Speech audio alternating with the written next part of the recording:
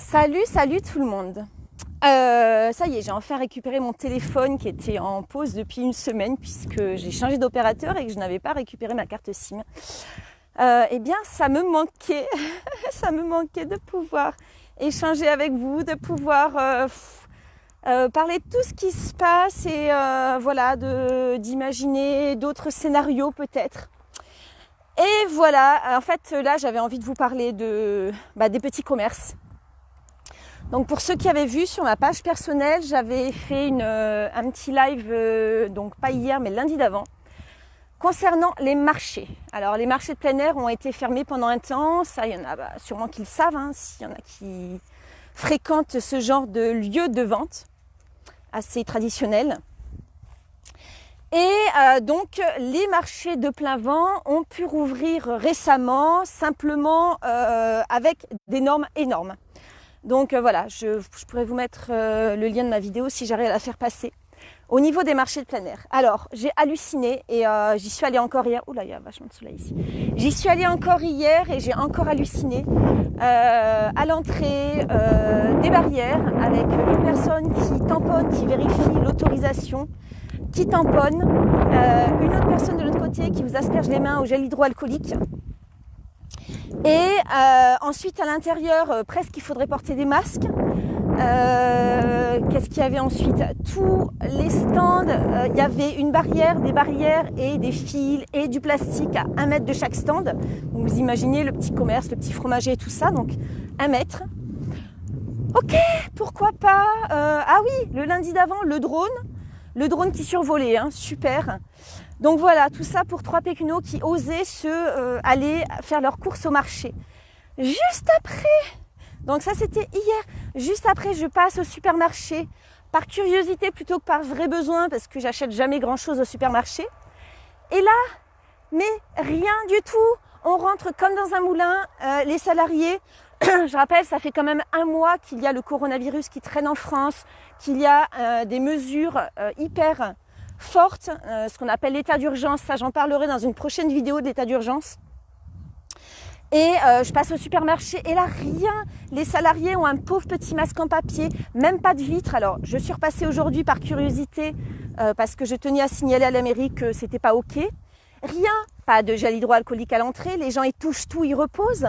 Pas de masque obligatoire pour les clients, bon ça moi j'en mets jamais, je sais pas si c'est vraiment utile. Voilà. Pas de tampon, tiens, c'est bizarre, là, ils vérifient pas si les gens, ils ont leur attestation. Rien du tout. Et le parking, bondé, blindé, ils se font un chiffre d'affaires d'enfer. Ils sont pas capables d'acheter, en 5 semaines de confinement, d'acheter peut-être 10 plaques en plexiglas pour protéger leurs caissières. Je trouve ça scandaleux et je trouve ça surtout anormal. On a autorisé les commerçants de plein air à refaire les marchés. Donc, on a autorisé la réouverture des marchés de plein air pour les commerçants à la condition qu'il y ait toutes ces choses qui soient mises en place. Donc, les tampons, les validations, les trucs partout, les masques, les gants et tout ça. Et au supermarché, on leur a rien demandé. Et pourtant, ces supermarchés, ils ont des drives. Donc, eux, s'ils n'étaient pas dans les règles, ils auraient pu fermer. Voilà, ils auraient pu fermer.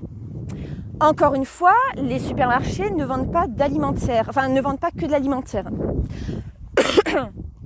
Du coup, tous les petits magasins qui vendent des vêtements, les petits magasins locaux qui vendent des vêtements, qui vendent de la quincaillerie, qui vendent tout ça, eux, ils sont pénalisés. Donc eux, on leur demande de fermer, ils ne savent même pas s'ils vont être vraiment aidés financièrement. On leur demande de fermer, ils ne savent pas s'ils vont pouvoir réouvrir un jour. On rallonge le confinement encore de 2 semaines. Même un peu plus, puisque c'est prévu pour mi-mai, je crois.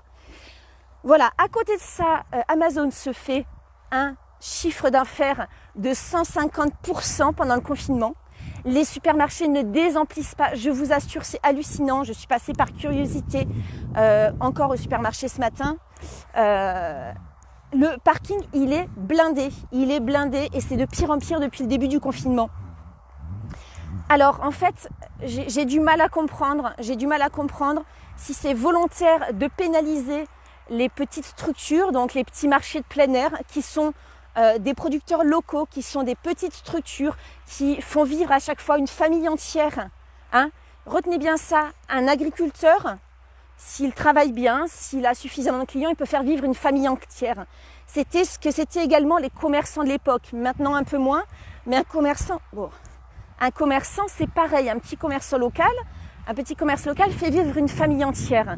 Un supermarché, vu le chiffre d'affaires en comparaison, il ne fait pas vivre autant de personnes. Alors on dit qu'il faut favoriser les supermarchés parce qu'ils créent des emplois. Dans la réalité, c'est pas ça.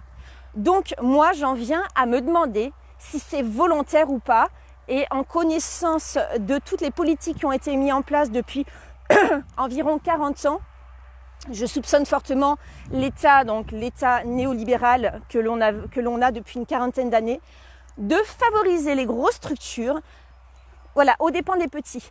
Et du coup, j'accuse l'État français d'utiliser la crise du coronavirus, oui tout à fait, pour finir de dilapider tous ces petits commerces de proximité que nous avons et de favoriser les gros commerces, donc les structures en ligne, les sites internet, voilà, parce que là c'est fabuleux, tout le monde achète sur Amazon, Amazon est trop content, les sites internet, les supermarchés, puisque clairement ils ne sont pas soumis aux mêmes lois. Les supermarchés, alors les marchés de plein air, non, il faut absolument accepter ce que dit la préfecture, etc., etc. Les supermarchés, on leur demande gentiment, on va leur taper sur les doigts s'ils ne sont pas gentils. Ce matin, je suis passée à la mairie signaler sa différence de traitement et on m'a dit « Oui, alors, on va leur faire un rappel. » Génial, hein, génial, on va leur faire un rappel. Donc en fait, c'est à leur bonne volonté. S'ils sont motivés, s'ils ont envie d'investir 200 € pour acheter quelques plaques en plexiglas et protéger la santé de leurs salariés, très bien. S'ils ne sont pas motivés, c'est pas grave. On va juste leur faire un petit rappel. La secrétaire de mairie m'a dit « On va leur faire un petit rappel, hein, ça leur fera du bien. » Mais merde! Non, ils sont soumis aux mêmes lois. C'est quoi la différence? Ils sont tous à la chambre du commerce. Quelle est la différence entre quelqu'un qui ne peut pas travailler là actuellement, qui vend des vêtements et qui ne peut pas travailler, qui a un commerce de vêtements et qui est en train de rater sa saison, qui va devoir ouvrir son commerce en pleine solde et qui n'aura pas fait son chiffre d'affaires, et le supermarché qui, lui, peut mettre des vêtements tant qu'il veut, simplement parce qu'il vend un petit peu de nourriture au milieu. Non, c'est pas normal du tout. Donc oui, j'accuse l'État français, néolibéral, de favoriser les grosses structures et d'essayer d'utiliser cette crise sanitaire, si tant est que ça en soit une, hein, on finit par douter de tout, d'utiliser cette crise sanitaire pour finir de détruire les commerces de proximité. Et donc, qui dit commerce de proximité, dit personnes autonomes, non franchisées, pour la plupart d'entre eux encore, et qui peuvent donc, qui ne sont pas pieds et poings liés à un patron. Voilà, exactement. Eh bien écoutez, je crois que c'est le premier d'un des épisodes que je vais faire sur l'État français utilise la crise du coronavirus pour. Vous en aurez prochainement, donc peut-être demain, peut-être après-demain, peut-être dans quelques jours en fonction de ma disponibilité. Et voilà, je continuerai à ouvrir ma bouche par rapport à ça parce que pour moi, on n'est pas dans une crise sanitaire, on est dans une crise sociale. Et ça me plaît vraiment pas que l'État français nous utilise nos peurs, les peurs de la plupart d'entre nous, pour faire passer des lois qui sont totalement injustes et injustifiées. Voilà. Mais écoutez, je vais regarder un peu les messages que vous avez mis.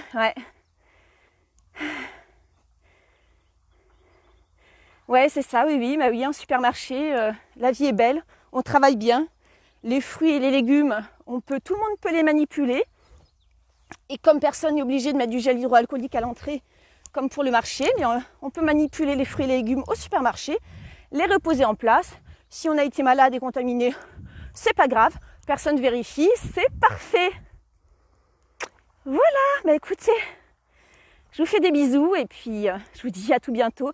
N'hésitez pas à continuer à répondre, à mettre des commentaires sous cette vidéo. J'ai pas mal de questionnements et j'aimerais bien les partager avec vous et que vous partagiez vos réactions avec moi aussi. Parce que franchement, j'y vois pas très clair et je trouve que ça sent mauvais tout ça. Allez, à plus!